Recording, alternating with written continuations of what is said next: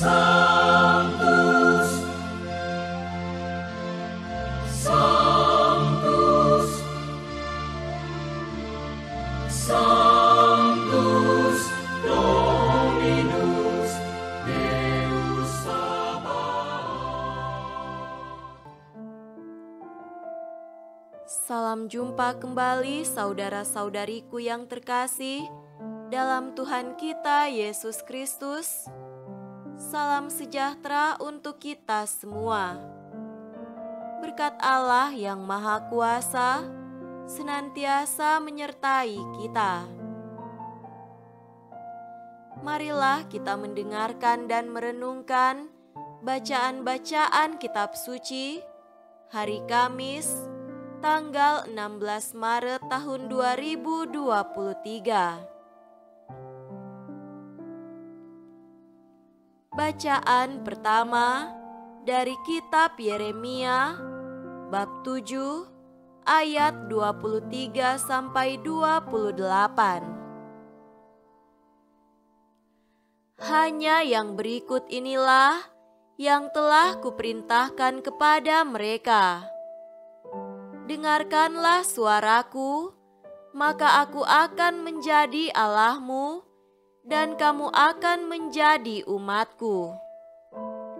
Dan ikutilah seluruh jalan yang kuperintahkan kepadamu, supaya kamu berbahagia.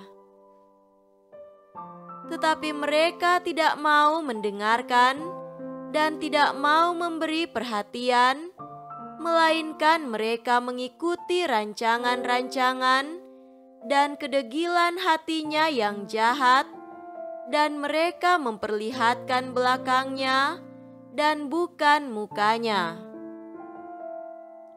Dari sejak waktu nenek moyangmu keluar dari tanah Mesir sampai pada waktu ini, aku mengutus kepada mereka hamba-hambaku, para nabi, hari demi hari terus-menerus, tetapi mereka tidak mau mendengarkan kepadaku dan tidak mau memberi perhatian, bahkan mereka menegarkan tengkuknya, berbuat lebih jahat daripada nenek moyang mereka.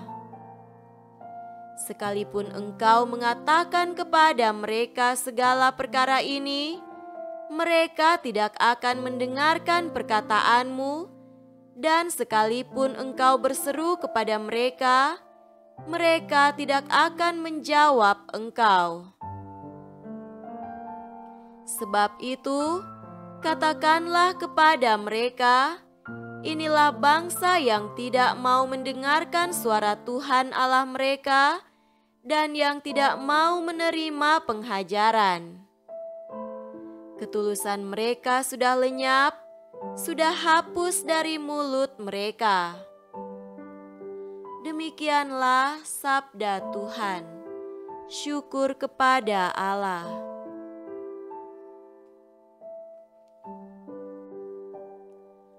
Semoga Tuhan beserta kita sekarang dan selama-lamanya. Inilah Injil suci menurut Lukas. Dimuliakanlah Tuhan. Injil Lukas bab 11 ayat 14 sampai 23. Pada suatu kali, Yesus mengusir dari seorang suatu setan yang membisukan. Ketika setan itu keluar, orang bisu itu dapat berkata-kata. Maka heranlah orang banyak.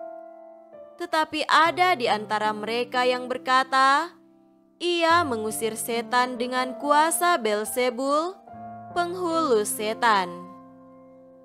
Ada pula yang meminta suatu tanda dari sorga kepadanya untuk mencobai dia.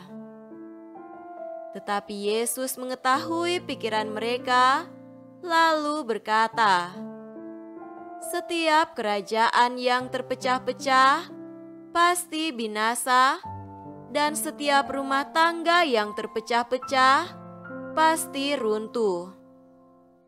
Jikalau iblis itu juga terbagi-bagi dan melawan dirinya sendiri, bagaimanakah kerajaannya dapat bertahan?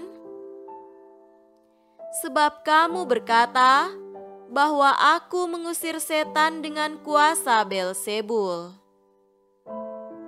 Jadi, jika aku mengusir setan dengan kuasa Beelzebul, dengan kuasa apakah pengikut-pengikutmu mengusirnya? Sebab itu, merekalah yang akan menjadi hakimmu. Tetapi, jika aku mengusir setan dengan kuasa Allah, maka sesungguhnya kerajaan Allah sudah datang kepadamu. Apabila seorang yang kuat dan yang lengkap bersenjata menjaga rumahnya sendiri, maka amanlah segala miliknya. Tetapi, jika seorang yang lebih kuat daripadanya menyerang dan mengalahkannya, maka orang itu akan merampas perlengkapan senjata yang diandalkannya dan akan membagi-bagikan rampasannya. Siapa tidak bersama aku, ia melawan aku, dan siapa tidak mengumpulkan bersama aku, ia mencerai-beraikan. Demikianlah sabda Tuhan. Terpujilah Kristus.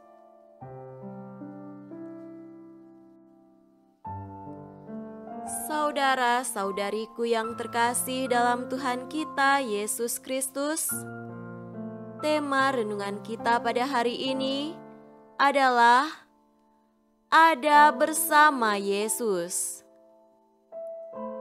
Injil hari ini mengajak kita untuk bersatu dengannya. Siapa tidak bersama aku, ia melawan aku, dan siapa tidak mengumpulkan bersama aku, mencerai-beraikan.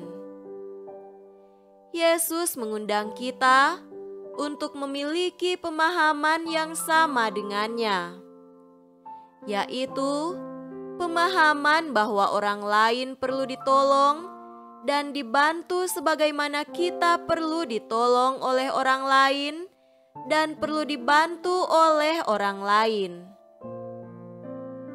Kita diundang untuk memiliki hati yang menolong orang lain yang membutuhkan uluran tangan kita. Yesus telah menunjukkan kepada kita bagaimana Ia peduli terhadap orang lain yang membutuhkan bantuannya. Pada saat Yesus berjumpa dengan seorang yang kerasukan setan yang membisukan korbannya, Yesus pun tergerak untuk menyembuhkannya, dan orang itu pun sembuh. Orang itu tentu mengalami sukacita dan kegembiraan karena ia boleh dilepaskan dari kungkungan roh jahat yang menghancurkan hidupnya. Tidak demikian halnya dengan orang-orang lain yang karena tinggi hati dan iri hati, serta penuh dengan kedengkian, tidak memiliki pikiran untuk menolong orang lain, pun tidak memiliki rasa syukur bahwa seseorang telah sembuh. Mereka malah menyerang Yesus dengan kata-kata yang menyakitkan. Lebih parah lagi, mereka menuduh Yesus melakukan hal itu berdasarkan kuasa Beelzebul, kuasa penghulu setan. Sikap mereka ini adalah sungguh-sungguh bertentangan dengan keselamatan.